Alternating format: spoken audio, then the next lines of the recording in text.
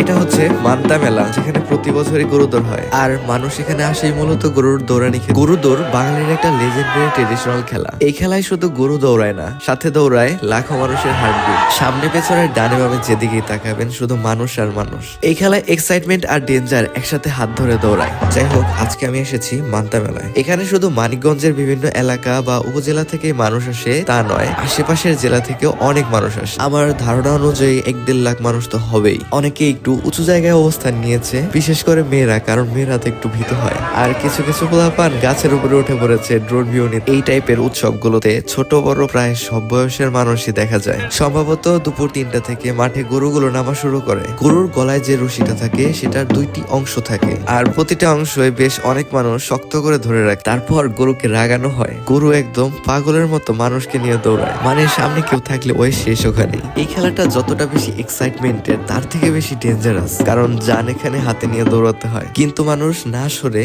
গরুর আরো কাছাকাছি যায়। প্রতি বছরই অসংখ্য মানুষ গরুর গুতা খেয়ে আহত হয়, ইভেন নিহত হওয়ার চান্সও আছে। গরুগুলো যখন দৌড় দেয় মানুষের আনন্দের সীমা থাকে না। মানে এই ধরনের ফ্যান্টাসি সম্ভবত একমাত্র বাঙালির দ্বারাই সম্ভব। যাই হোক, এটা বাংলাদেশের একটা আঞ্চলিক ট্রেডিশন। বছরের একটা নির্দিষ্ট সময়ে প্রায় অনেক জায়গাতেই এই উৎসবটা করতে দেখা যায়। কয়েকদিন আগেই আমাদের পাশের জেলা নবাবগঞ্জে এটা হয়েছিল। যাই হোক, আমাদের মানিকগঞ্জের মান্তা মেলাটা বেশ স্পেশাল অনেক বিষয়ের জন্য। মেলার একদিন পরে এখানে সিন্নি দেওয়া হয়, মানে এখানে যত মানুষ আসে সবাই এখানে খেতে পারে। আর এনাফ পরিমাণ মেলায় স্টল আছে। ইউজুয়ালি একটা মেলায় যেসব দোকান থাকে প্রায় সব ধরনের দোকানই এখানে আছে। তবে মেইন অ্যাট্রাকশন পয়েন্টই হচ্ছে এই গরুদৌড়। যদিও গরুদৌড়ের পরে ঘোড়াদৌড় হয়, কিন্তু গরুদৌড়টাই বেস্ট। আর বিজয়ীদের টিভি বা ফ্রিজ এই ধরনের পুরস্কার দেওয়া হয় সম্ভবত। যদি শীতের দিনে ঘাম ছোটাতে চান তাহলে নেক্সট ইয়ার চলে আসুন মান্তা মেলায়। Good bye.